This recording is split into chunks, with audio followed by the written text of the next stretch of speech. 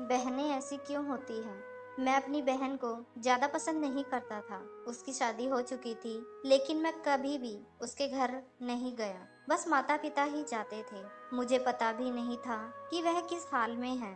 वह कभी कभी मायके आती तो जाते समय मेरी माँ उसे घर का कुछ सामान दे देती। ये बात मेरी पत्नी को बिल्कुल पसंद नहीं थी। जब भी मेरी माँ ऐसा करती, मेरी पत्नी आकर मुझसे शिकायत करने लगती, तुम्हारी माँ तुम्हारी कमाई कैसे उड़ा रही है? जब भी तुम्हारी बहन आती है उसे खाली हाथ जाने ही नहीं देती, कुछ ना कुछ जरूर देती है। तुम अपनी माँ को बता दो, ये सब नहीं चलेगा। पत्नी की बातें सुन सुनकर मुझे भी गुस्सा आ गया। मैं माँ के पास गया और कहा, माँ ये सब क्या है? जब भी बहन आती है तुम कभी साबुन, कभी चावल का थैला, तो कभी दालें, सब कुछ उसे देती रहती हो। मेरी कमाई तुम ऐसे दूसरों में उड़ाओगी तो तुम्हें भी इस घर से निकाल दूंगा। बहन ने मेरी और माँ की बातें सुन ली। 1 घंटे बाद बहन मेरे कमरे में आई और कहने लगी, भाई जरा रिक्शा ला दोगे क्या? मुझे अपने घर जाना है। बहन की बात सुनकर मैं मन ही मन बहुत खुश हुआ, लेकिन दिखावे के लिए बहन से कहने लगा, थोड़े दिन और रुक जाती। नहीं भैया, बच्चों के स्कूल की छुट्टियां खत्म हो गई हैं। अब मुझे घर जाना है। कल इनका स्कूल शुरू हो जाएगा। फिर वह चली गई। पिताजी के मरने के बाद जब घर का बंटवारा हुआ तो हम दोनों भाइयों ने आपस में ही बंटवारा कर लिया, लेकिन उसमें भी बहन को कुछ नहीं दिया। वह फिर भी खामोश रही, हमसे कोई शिकायत नहीं की। लेकिन हमारी माँ बहुत रोई और कहने लगी, बहन को भी कुछ दे दो। लेकिन हमने माँ की एक न सुनी और माँ को डरा धमका कर चुप करा दिया। अब बेचारी विधवा औरत, अगर हम उसे घर से निकालते तो वह कहाँ जाती, इसलिए चुप हो गई।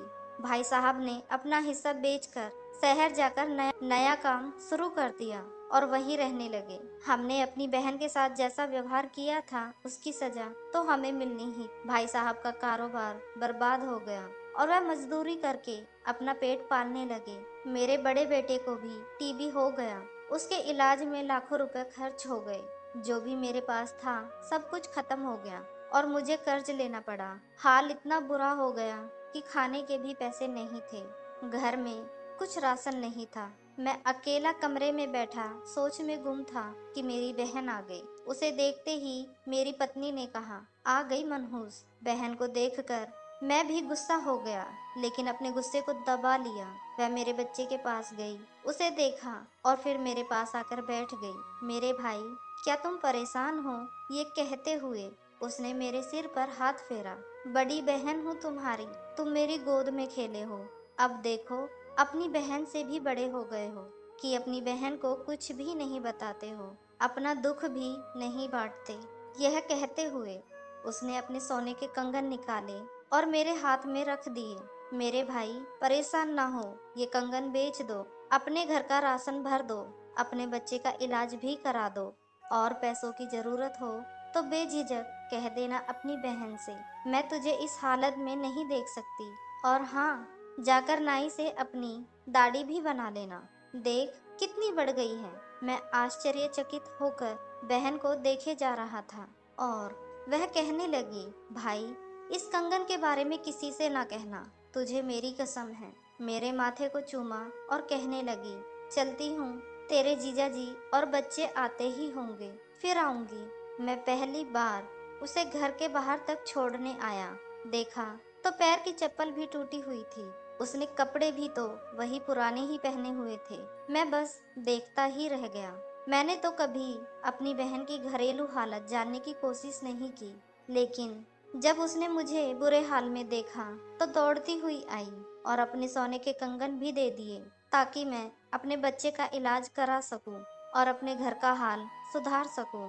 मैं सोचने लगा और मेरी आंखों से आंसू निकलने लगे कि हम भाई कितने मतलबी होते हैं। अपनी बहनों को पल भर में ही बेगाना कर देते हैं और बहनें अपने भाइयों का जरा सा दुख भी बर्दाश्त नहीं कर पाती। मैं उसके कंगन अपने हाथों में पकड़कर जोर जोर से रोने लगा।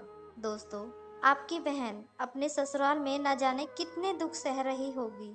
कुछ समय उसके पास बैठकर उसका हाल चाल जानने की कोशिश जरूर करें। मालिक सभी बहनों की झोली खुशियों से भर दे।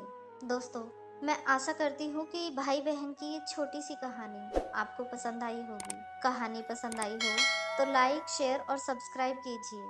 और इस कहानी पर आपकी क्या राय है हमें कमेंट कर जरूर बताइए।